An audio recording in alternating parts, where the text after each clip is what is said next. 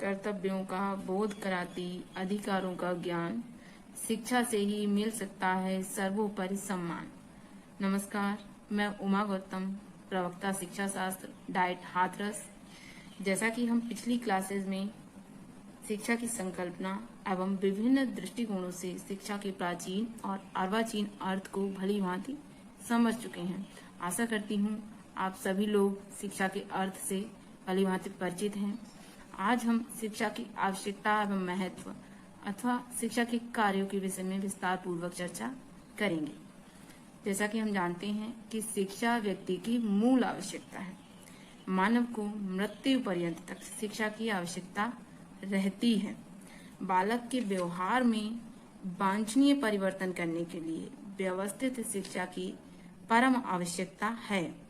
सच तो यह है कि शिक्षा के इतने लाभ हैं कि उनका वर्णन करना कठिन कार्य है। इसीलिए हम कहते हैं कि जीवन में कुछ भी अलग करने और सफलता प्राप्त करने के लिए सभी के लिए शिक्षा एक महत्वपूर्ण साधन है। मानव का अस्तित्व शिक्षा के बिना वैसे ही है जैसे बिना पतवार की नाव। बिना पतवार की नाव जिस प्रकार समुद्र में थपेड़े खाती हुई किनारे की तरफ बढ़ती है, इसी प्रकार बिना शिक्षा के मनुष्य का जीवन भी धीरे धीरे कटता रहता है। लेकिन आज के समाज में शिक्षा का कार्य क्षेत्र एवं महत्व काफी बढ़ चुका है। शिक्षा हम सभी के उज्जवल भविष्य के लिए एक बहुत ही आवश्यक साधन है। शिक्षा के महत्व अनेक दृष्टिकोणों से है। शिक्षा व्यक्ति के प्रत्येक पहलू को विकसित करते हुए इसका चारित्रिक निर्माण करती है। शिक्षा सामान्य तथा राष्ट्रीय जीवन में इतने कार्य करती है जिससे व्यक्ति तथा समाज निरंतर उन्नति के शिखर पर चढ़ते रहते हैं। शिक्षा की आवश्यकता एवं महत्व को शिक्षा के द्वारा किए जाने वाले कार्यों के आधार पर भली भांति समझा जा सकता है। महत्व की दृष्टि से शिक्षा के कार्यों को निम्नलिखित बिंदुओं में विभक्त किया गया है। नंबर 1, शिक्षा के व्यक्ति संबंधी कार्य, यानी कि शिक्षा व्यक्ति के लिए जो कार्य करती है उनको हम शिक्षा के द्वारा व्यक्ति के लिए किए जाने वाले कार्यों के अंतर्गत वर्गीकृत करते हैं। इनमें सबसे पहला है आंतरिक शक्तियों का विकास करना। जैसा कि सभी शिक्षाविद मानते हैं कि बालक में अपनी कुछ आंतरिक शक्तियां होती हैं जिनको विकसित और परिमार्जित करने के लिए शिक्षा महत्वपूर्ण साधन के तौर पे कार्य करती है। और यह शिक्षा का काफी महत्वपूर्ण कार्य है एक व्यक्ति अथवा बालक के विकास के लिए। अगला है संपूर्ण व्यक्तित्व का पूर्ण विकास। इसमें हम कह सकते हैं कि बालक का सर्वांगीण विकास अथवा संपूर्ण व्यक्तित्व मतलब बालक का शारीरिक विकास, उसका मानसिक विकास, उसका बौद्धिक विकास, उसका संवेगात्मक विकास, सभी प्रकार के विकास जो है वो शिक्षा के द्वारा ही पूर्ण रूप से संपन्न किए जाते हैं। भावी जीवन की तैयारी करना। शिक्षा का ये कार्य है कि शिक्षा जो है वो बालक को आने वाले जीवन के लिए तैयार करे। वह बालक को जीवन में आने वाली कठिन समय एवं चुनौतियों का सामना करने के लिए तैयार करे एवं उसकी सहायता करे। अगला है नैतिक उत्थान करना। शिक्षा का यह कार्य है कि शिक्षा व्यक्ति को पाशविक, जो कि मूल रूप से पाशविक प्रवृत्तियों का होता है, उसका नैतिक उत्थान करे। ये शिक्षा का अत्यंत महत्वपूर्ण कार्य है जो व्यक्ति के साथ साथ समाज के लिए भी उपयोगी है। अगला है मानवीय गुणों का विकास करना। शिक्षा व्यक्ति में मानवीय गुणों का विकास करके उसे एक पूर्ण मानव बनाने का कार्य करती है।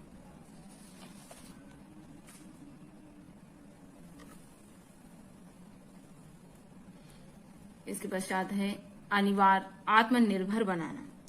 शिक्षा व्यक्ति के विभिन्न प्रकार के सर्वांगीण विकास के साथ साथ उसको आत्मनिर्भर बनाने का कार्य करती है। यानी कि एक शिक्षित व्यक्ति पराश्रित होने के स्थान पर आत्मनिर्भर होता है। आत्मनिर्भरता उसके अंदर हर क्षेत्र में होती है। वह अपनी आजीविका को लेकर आत्मनिर्भर होता है। वह हर फील्ड में अपनी हर तरीके से आत्मनिर्भर बनता है शिक्षा के द्वारा। आवश्यकता की पूर्ति में सक्षम बनाना।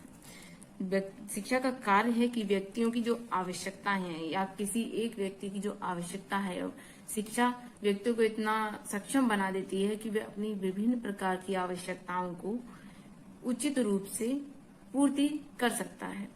अगला है जन्मजात प्रवृत्तियों में सुधार करना। जैसा कि हम जानते हैं कि व्यक्ति जो है मूल रूप से पाशविक प्रवृत्ति का होता है, यानी कि जो उसकी मूलभूत प्रवृत्तियां होती हैं वो पाशविक होती हैं, यानी कि पशुओं के समान होती हैं। शिक्षा ही एकमात्र वह साधन है जो व्यक्ति की जन्मजात प्रवृत्तियों को परिष्कृत करती है और परिमार्जित करती है, उनमें सुधार करती है और उसे एक मनुष्य बनाती है।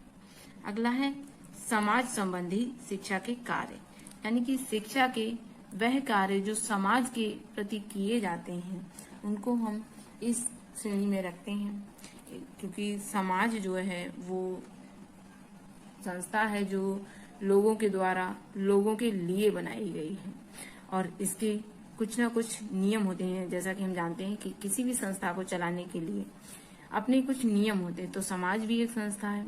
उस संस्था को चलाने के लिए जो नियम है, तो शिक्षा का कार्य है कि उन नियमों को शिक्षा जो है अपनी भावी पीढ़ी को समझाए, उनको उन नियमों का ज्ञान प्रदान करे और उन नियमों में जो उन नियमों को पालन करने का बालकों में प्रवृत्ति पैदा करे। ये शिक्षा का कार्य है। अगला है प्राचीन साहित्य का ज्ञान करना। किसी भी समाज का, किसी भी राष्ट्र का जो साहित्य होता है वो उसका मतलब जो अतीत है उसको बताने के लिए जो साहित्य के रूप में संकलित की गई है, जो उसकी संस्कृति है, जो उसकी सभ्यता है, उसका ज्ञान प्रदान करना शिक्षा का ही कार्य होता है। अगला है कुरीतियों के निवारण में सहायक। शिक्षा जो है समाज में व्याप्त कुरीतियों के निवारण में अत्यंत महत्वपूर्ण रोल अदा करती है, क्योंकि शिक्षा ही एक ऐसा साधन है जो हमें ये बताती है कि क्या चीज गलत है और क्या सही। तो जो कुरीतियां हमारे समाज में व्याप्त हैं, उन कुरीतियों के निवारण का एकमात्र साधन शिक्षा ही है। अगला है सामाजिक भावना का विकास करना। शिक्षा व्यक्तियों में अपने व्यक्तिगत भावना से ऊपर उठकर एक समाज में जब रहते हैं तो व्यक्तियों में सामाजिक भावना का विकास जो है वो शिक्षा के माध्यम से ही किया जाता है। और सामाजिक भावना का विकास चाहे वो औपचारिक शिक्षा के रूप में हो, चाहे वो अनौपचारिक शिक्षा के रूप में हो, लेकिन शिक्षा के द्वारा ही किया जा सकता है। अगला है सामाजिक उन्नति में सहायक। शिक्षा के द्वारा ही कोई समाज उन्नति करता है, क्योंकि जब शिक्षा के द्वारा कोई व्यक्ति उन्नति करता है और वह व्यक्ति जिस समाज से संबंध रखता है तो ये जाहिर सी बात है कि वह समाज भी नित नई ऊंचाइयों पर अग्रसर होता रहता है। अगला है धर्मों के विषय में ज्ञान प्रदान करना, क्योंकि संसार में अनेकों धर्म हैं और अनेकों धर्म के मानने वाले लोग हैं। तो शिक्षा का यह कार्य है कि वह व्यक्तियों में या बालकों में विभिन्न धर्मों के विषय में संपूर्ण और सटीक जानकारी प्रदान करें। अगला है उदार दृष्टिकोण। उदार दृष्टिकोण का मतलब है कि किसी भी विषय के प्रति, विषय मतलब कोई भी टॉपिक हो, चाहे वो धर्म हो, चाहे वो समाज हो, कोई मतलब कट्टरता नहीं होनी चाहिए, एक उदार दृष्टिकोण होना चाहिए। अगर कोई कुछ गलत भी है तो उसके साथ वो गलती कहाँ कर रहा है, वह व्यक्ति गलती कहाँ कर रहा है, क्यों कर रहा है, इन सब चीजों पे विचार करना ये एक उदार दृष्टिकोण है। अगर किसी ने कोई अपराध किया है तो वह अपराध क्यों किया, इस पर विचार करना शिक्षा ही हमें सिखाती है। ये एक उदार दृष्टिकोण है, क्योंकि अगर कोई व्यक्ति अपराध कर रहा है तो जाहिर सी बात है उसको उस अपराध का दंड मिलेगा, लेकिन उस दंड को देने से पहले ये विचार किया जाता है कि वह अपराध उस व्यक्ति ने किन परिस्थितियों में किया, क्यों किया, क्या उसकी परिस्थितियां रही। तो एक उदार दृष्टिकोण अपनाया जाता है। इसीलिए कहा भी जाता है कि हमको बुराई से नफरत करनी चाहिए, बुरे इंसान से नहीं। अगला है शिक्षा के राष्ट्र संबंधी कार्य। शिक्षा के राष्ट्र संबंधी कार्यों में सबसे पहला कार्य जो है शिक्षा का, वो आता है भावात्मक एकता का। शिक्षा जो है अपने राष्ट्र के समस्त व्यक्तियों में भावात्मक एकता लाने का कार्य करती है। अगला है कुशल नागरिक। शिक्षा के माध्यम से ही किसी राष्ट्र के नागरिकों को कुशल बनाया जा सकता है, या फिर हम ये कह सकते हैं कि शिक्षा किसी भी राष्ट्र में कुशल नागरिकों को बनाने का कार्य करती है। अगला है राष्ट्रीय विकास। शिक्षा के द्वारा ही कोई राष्ट्र विकास कर सकता है, क्योंकि पढ़े लिखे नागरिक ही किसी भी देश की सबसे बड़ी पूंजी होते हैं। आज के बच्चे जो हैं वो हमारे देश का भविष्य हैं, इसीलिए राष्ट्रीय विकास में शिक्षा महत्वपूर्ण योगदान करती है। अगला है राष्ट्रीय एकता। शिक्षा बालकों में राष्ट्रीय एकता की भावना का विकास करती है, और ये शिक्षा का महत्वपूर्ण कार्य है जो किसी राष्ट्र के अस्तित्व के लिए अत्यंत आवश्यक है। अगला है सार्वजनिक हित संबंधी कार्य।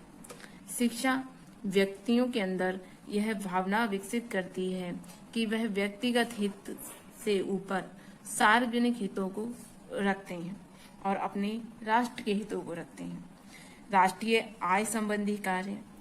शिक्षा का अत्यंत महत्वपूर्ण कार्य है राष्ट्रीय आय संबंधी कार्य, यानी कि शिक्षा किसी राष्ट्र की आय का एक महत्वपूर्ण स्रोत मानी जा सकती है।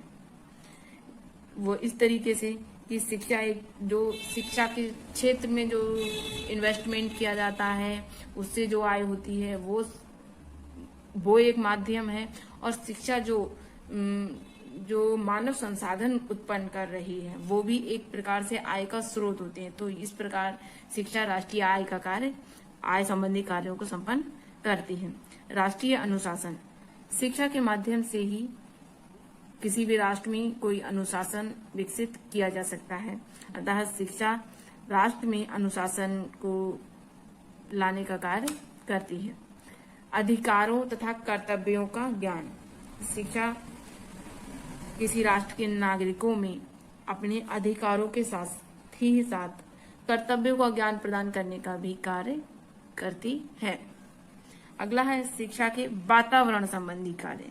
जैसा कि हम शिक्षा के व्यक्तिगत कार्य, शिक्षा के सामाजिक कार्य और शिक्षा के राष्ट्र संबंधी कार्यों के विषय में चर्चा कर चुके हैं।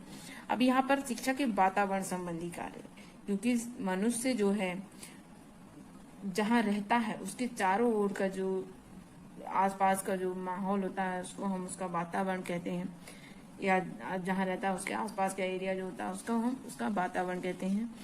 तो वातावरण संबंधी कार्य में क्या है कि शिक्षा का प्रथम कार्य है वातावरण से समायोजन, यानी कि जिस वातावरण में बालक रह रहा है या व्यक्ति रह रहा है उस वातावरण से समायोजन स्थापित करें कि किस तरीके से वहां पर अपने आप को समायोजित कर सकता है, किस तरीके से उसमें अपने आप को ढाल सकता है। अगला है वातावरण का अनुकूलन। शिक्षा के द्वारा ही व्यक्ति में यह क्षमताएं आ पाती हैं कि वह वातावरण को अपने प्रति अपने अनुकूल बना ले। विभिन्न कार्य क्षेत्र में किए जा चुके हैं जो शिक्षा के वातावरण संबंधी कार्यों में आते हैं। Thank you.